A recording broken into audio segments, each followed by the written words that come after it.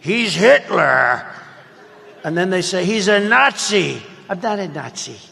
I'm the opposite of a Nazi.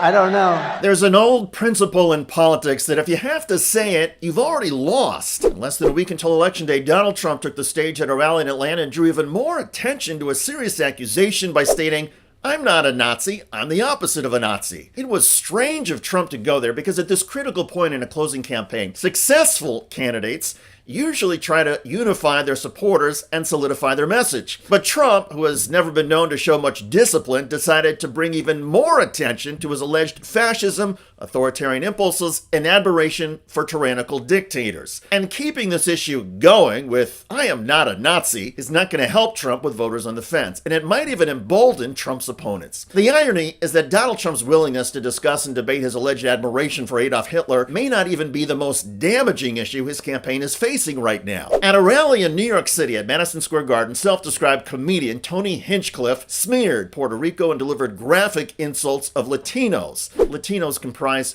12% of the electorate. And Donald Trump needs to gain ground with this group, especially in the swing states, to have a chance at winning. All right, why are Republicans so nervous about those comments right there? Well, it has to do, as I said, with one of the most important voting blocks in one of the most important places, Pennsylvania. Pennsylvania, you remember the Commonwealth. Joe Biden won it by just 81,000 votes in 2020. Donald Trump won it by 44,000 votes in 2016. So you get the idea. It's really close in Pennsylvania. Okay, there are around 600,000 by some counts, 600,000 Latino voters, I'll put an L right there, in the Commonwealth of Pennsylvania. Around, by some counts, 300,000 Puerto Rican voters in the state of Pennsylvania, the third highest Puerto Rican population in the entire country. You will notice one thing about these two numbers here. They're both way bigger than the margin in Pennsylvania the last two elections. They are a key voting bloc in the Commonwealth. The Trump campaign, as part of its damage control effort, has condemned the comedian's remarks and maintains the comments were never vetted in advance. But there are several reports that the Trump campaign did see the remarks in advance. Either way, the insults of Latino voters and the complications created for the Trump campaign amount to a serious campaign PR crisis. And the blunders, analysts say, reflect what the Republican Party has become in the MAGA era. A party that often engages in blunt, sometimes reckless rhetoric, even if it risks alienating some voters. With days left until the election votes are counted, major missteps like Tony Hinchcliffe's insults of Latinos and Trump's own defensiveness have prompted countless political analysts to question the campaign's strategic judgment. But there's also an argument that this is simply the new Republican Party identity, a party so embedded in the MAGA mentality that clumsiness, insults, and insensitivity are the norm. In this version of the GOP, traditional political caution and discipline has been replaced by an embrace of unfiltered, aggressive messaging that's often out of sync with broader voter constituencies. While the Republican far-right base may identify with the campaign's no-holds-barred style and coarse language, in an incredibly close election, such boneheaded errors could cost the GOP crucial support. In many ways, these missteps may be unavoidable because they reflect a new identity that prioritizes loyalty to the harsh MAGA brand above all else. This paradox highlights what many see as both Trumpism's greatest strength and its greatest weakness. Donald Trump broke the traditional political mold by coming across as more genuine and authentic, a quality that has a powerful appeal for millions of Americans. His supporters often describe him as someone who tells it like it is, rejecting the polished, often scripted approach of establishment politicians. This perceived authenticity has allowed Donald Trump to cultivate an intensely loyal base that appreciates his willingness to go against the grain no matter the consequences. However, the flip side is that this authenticity often leans into negativity, characterized by divisive rhetoric and controversial statements that don't always land well with a broader audience. In a close election, that raw, unfiltered approach can become a liability. For every voter who loves Donald Trump's directness, there may be others put off by the relentless intensity. As we approach Election Day, Trump's refusal to play it safe and his lack of sophistication could rally his core supporters while also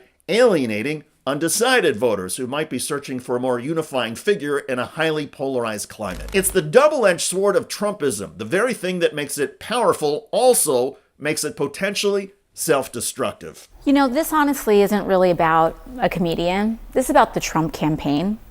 Those comments and that individual saying those things on that stage inciting an entire arena of individuals who have been previously incited to commit attacks like the ones we saw on January 6th by people like Donald Trump. None of that was an accident. These campaign events are put together, they are vetted.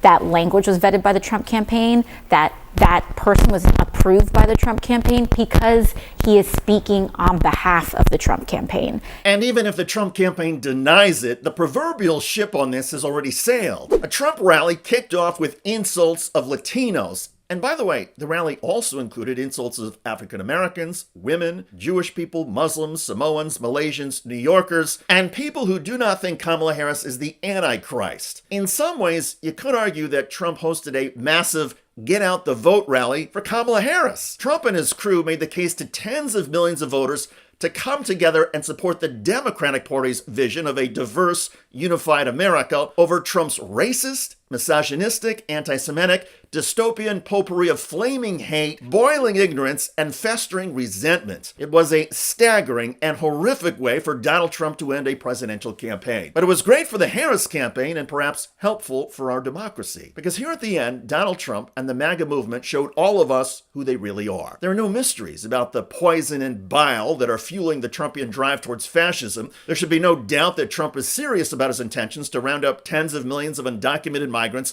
put them in camps, and then deport them. There should be no doubt that Trump really believes that Democrats, journalists, and any critics of him are the enemy within and should be swept away by the National Guard and perhaps even the military. There should be no doubt that Trump will throw out the Constitution and embrace tyranny. Because while Donald Trump may reject the words, including tyranny, fascism, and authoritarianism, his actions and the actions of his highest profile supporters embrace it all. America's undecided voters have gotten an earful and an eyeful of Trumpism, and I'm convinced most of these voters are repulsed and will cast their ballots accordingly. I'm David Shuster. Thanks for joining us.